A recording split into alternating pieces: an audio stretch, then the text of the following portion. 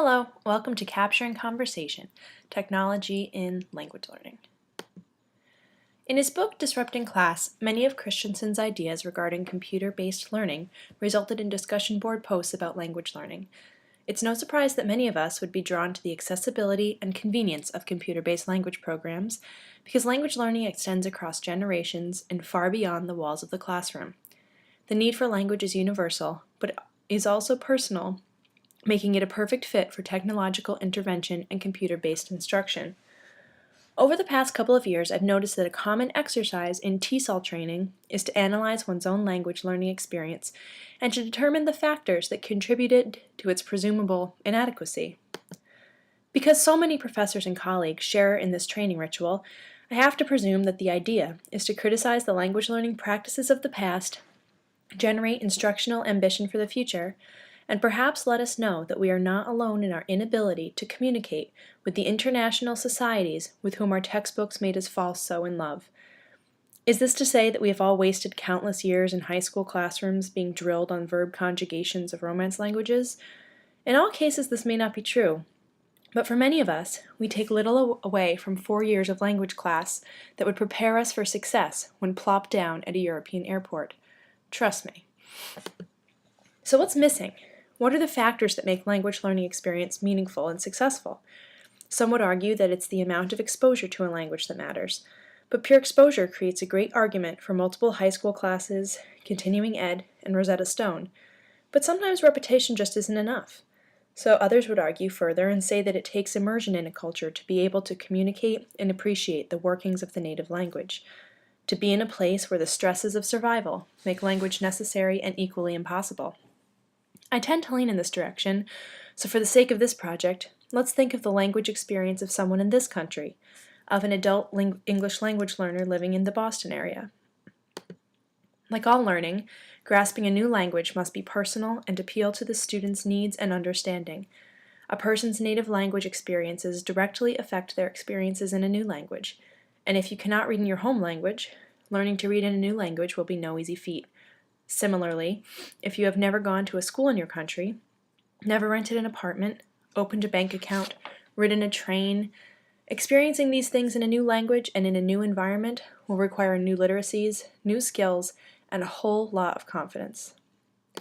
It's a fact that pride directly affects the motivations of adult learners, and it is also part of our human experience that as our confidence is affected when we are taken out of our comfort zone, have our intelligence disrespected, when our intentions are misunderstood, or when all of our adult years are ignored and we are reduced to being treated like inexperienced children. All because we cannot communicate our thoughts or intentions on an appropriate societal level. All of this is justification for why I passionately entered the world of TESOL. I'm excitedly beginning my teaching career, and I'm only a few months away from finishing this wonderful master's degree. So it seems ironic, and a bit crazy, that at this crucial point in my own education, I'm currently excited to consider the idea of replacing myself, to declare myself and many other language teachers obsolete. I'm trusting Christensen's ideology that I can probably squeak out a good number of years as an effective educator before the system is in place to completely replace me, but it's possible. And I'm looking forward to witnessing and perhaps contributing to the advancement and accessibility of language learning.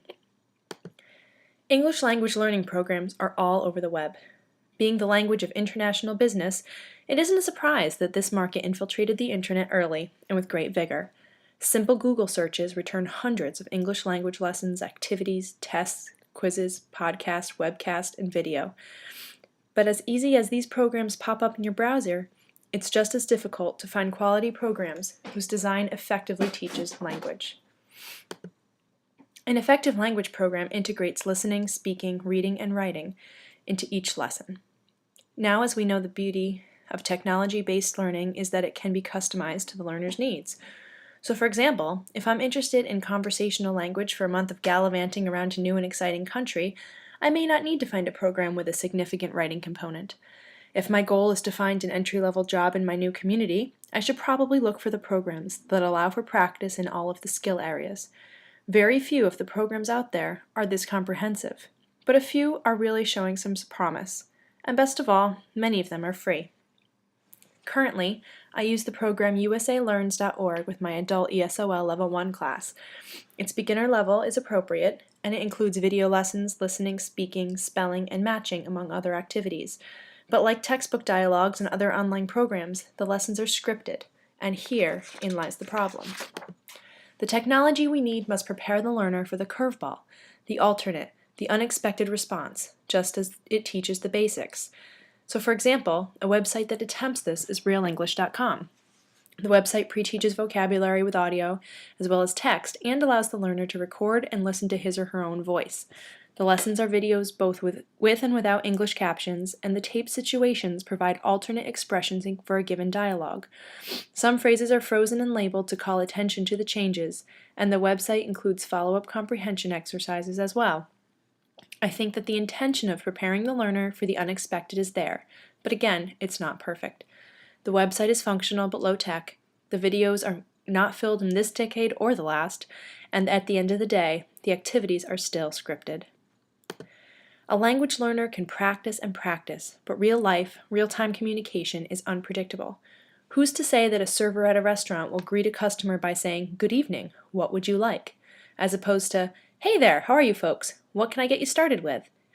The reason that preparing for unpredictability is so vital is that for many of our students, taking a chance to communicate in their new environment can make or break their language progression. I have students that prepare and excitedly go to a meeting with the manager of a Dunkin' Donuts, and as soon as they are nervous and pushed out of their comfort zone, they freeze, panic, or are told to come back when they can speak English. And then they don't open their mouths again in class for a month. So all of this brings us to the point that language is unpredictable and that the experience of communicating can be debilitating for many people who lack confidence in their ability to communicate in their new world. So my proposal is pretty simple. The idea for a new language learning, or actually a language preparation technology, I think would best function in the form of an iPhone or smartphone application. So for those of you who are familiar, think Shazam. Shazam is an iPhone app that analyzes music. Anywhere you are, given that the background noise and din of conversation isn't too overpowering, holding your phone up in the air and initiating the program will produce the title, artist, and album of the song you are listening to, as well as a link to directly download the track from iTunes. I know when I first realized the possibility of Shazam, I was psyched. All of those restaurants, bars, and boutiques that are musical enigmas would no longer be so mysterious. Shazam meant that the code could be cracked, and that we could all have playlists just as funky and just as trendy as our coolest hangouts. We would finally know their secret. So consider the technology of cracking the code of language.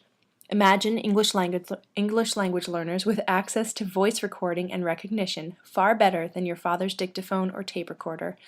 Imagine a student walking into a situation that causes them the most anxiety, at the bank, at the pharmacy, and to take the initial risk and simply put themselves out there and attempt the experience. But in this scenario, they are using a phone application that is recording and analyzing the language exchange. Imagine that the program takes in the words, the pronunciation, and the tone of the conversing parties and is uploading the information into an audio and text transcript. Or depending on the device, maybe it's taking video footage by satellite similar to the pictures transmitted by Google Earth. Maybe the device is analyzing data so fast that the student can look at the phone, which is reinforcing the student's listening ability with text, and understand the exchange and to formulate an appropriate response in real time. If this was possible, I think that the most effective measure would be that as the situation is recorded, the student, possibly traumatized by the exchange but excited for practice and participating willingly, will be able to revisit the situation and to study video, audio, and text transcripts. On their computer, in class, or at home, they will be able to study and determine what went right and what went wrong, and how they can improve in similar situations next time. Maybe the program will then create hypotheticals and what-if situations and analyze the students' options for conversation in the future. The follow-up to capturing real-life, personal experiences is endless. I see this technology as a truly personalized, student-centered educational method. I think that it addresses both the psychology and the practice elements of language learning, and given the basis in existing technologies, it's pretty probable. I think that a main consideration of this idea would be cost, but if students could not afford cell phones or their applications, perhaps handheld devices could be owned by schools and educational centers that could be purchased and loaned out to be shared among students. In any case, there's far too much promise in personalized technology for language learning not to develop further into real-time, real personal experience. Thank you, and I hope that future language learning applications serve you and your students well in all of your adventures.